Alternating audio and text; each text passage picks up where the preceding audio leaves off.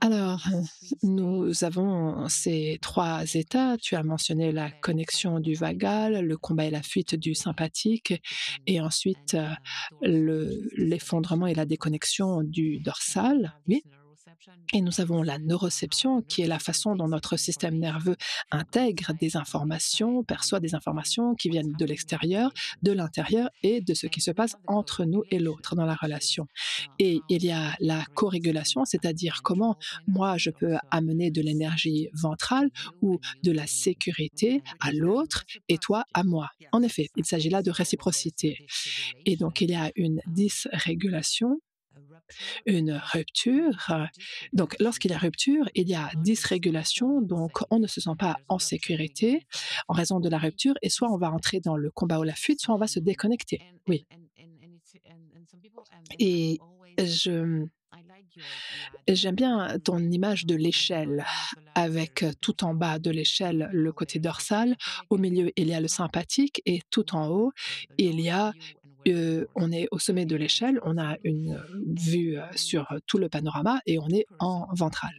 Et si on met 2 personnes, toi et moi ou 2 membres d'un couple, alors il y a beaucoup de questions sur les couples, quelle est la réparation dans un couple? Quelle est la rupture dans un couple?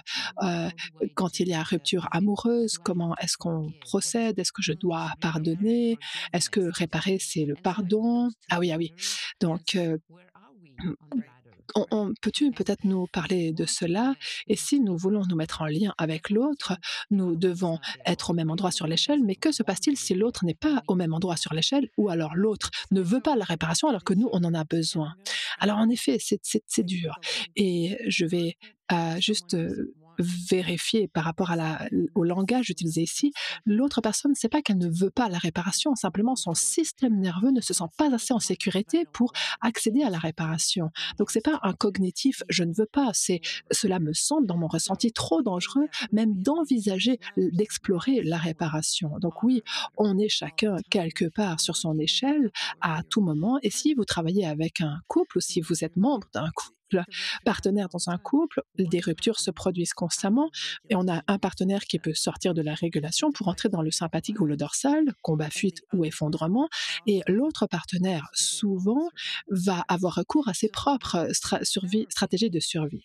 Donc, le travail en thérapie consiste à aider l'un des deux partenaires à retrouver suffisamment de régulation pour que on puisse à ce moment-là aller se mettre en lien avec l'autre partenaire et s'intéresser avec curiosité à ce qui se passe pour lui. Et quand vient cette curiosité et que l'autre partenaire a le sentiment qu'il est vu, qu'il est entendu et qu'on cherche à le comprendre, là, il pourra retrouver la régulation et la sécurité. Et à partir de cet endroit-là, on pourra évoquer ce qui s'est passé. On peut utiliser la curiosité pour identifier les signaux de danger qui ont déclenché la déconnexion, par exemple. Donc, c'est vraiment ce processus-là qu'on utilise dans notre travail avec les couples.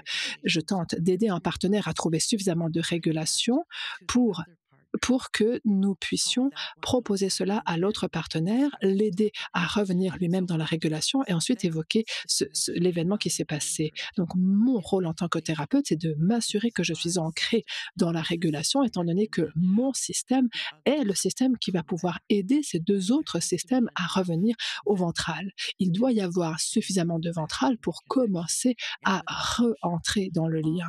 Et lorsqu'il y a eu rupture, souvent, une personne sera capable de revenir et ensuite d'amener cela à l'autre et ainsi l'autre pourra lui-même retrouver son ventral et on pourra se reconnecter et envisager une réparation. Donc parfois la première chose à proposer, c'est par exemple, je reconnais que j'ai causé une rupture. À mon avis, c'est cela qui s'est passé et je peux nommer la façon dont je vois la chose. Par exemple, voilà ce que j'ai fait, voilà ce qui s'est passé et je suis prêt ou prête à en parler et à établir et à faire une réparation quand toi, tu seras prêt ou prête à le faire.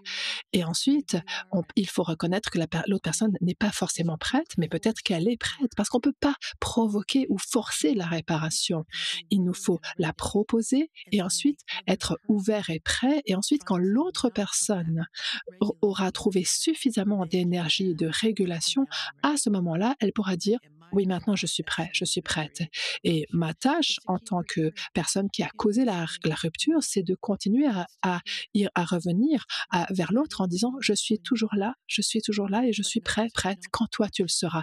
Mais il ne faut pas essayer de provoquer la chose. Si vous avez le sentiment que j'ai besoin de faire en sorte que la réparation se fasse maintenant, alors vous n'êtes pas dans l'état régulation.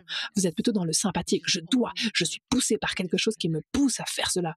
Et ça, cela ne va qu'aggraver la déconnexion. Donc, à vous. Donc, le fait de retrouver le chemin vers la régulation est le premier ingrédient et l'ingrédient essentiel. Waouh, il y a beaucoup de choses qui sont écrites dans le chat, n'est-ce pas? Oui.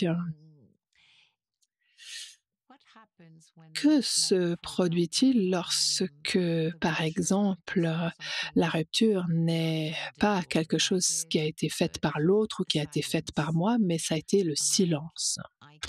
Par exemple, je sens que l'autre personne avec laquelle je suis en relation, tout à coup, entre dans le silence et moi, je ne le comprends pas parce que j'ai mes antécédents traumatiques et pour moi, le silence peut me faire très peur en raison de ce passé traumatique, admettons.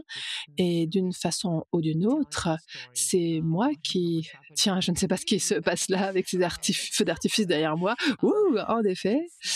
Alors, c'est mon cerveau me raconte peut-être à ce moment-là l'histoire que, tiens, ben, cette autre personne ne me parle plus, elle ne m'aime plus, et donc le traumatisme remonte. Oui, en effet.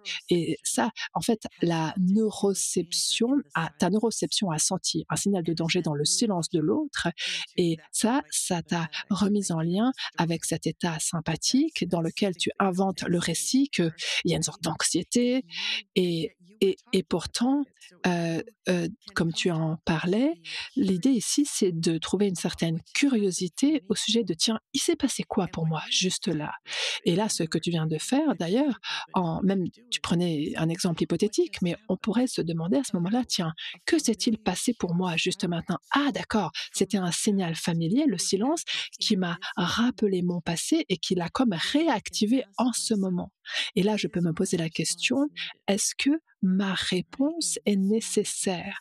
C'est-à-dire, en ce moment-ci, avec cette personne-là, est-ce que la façon dont je suis en train de réagir est quelque chose de nécessaire?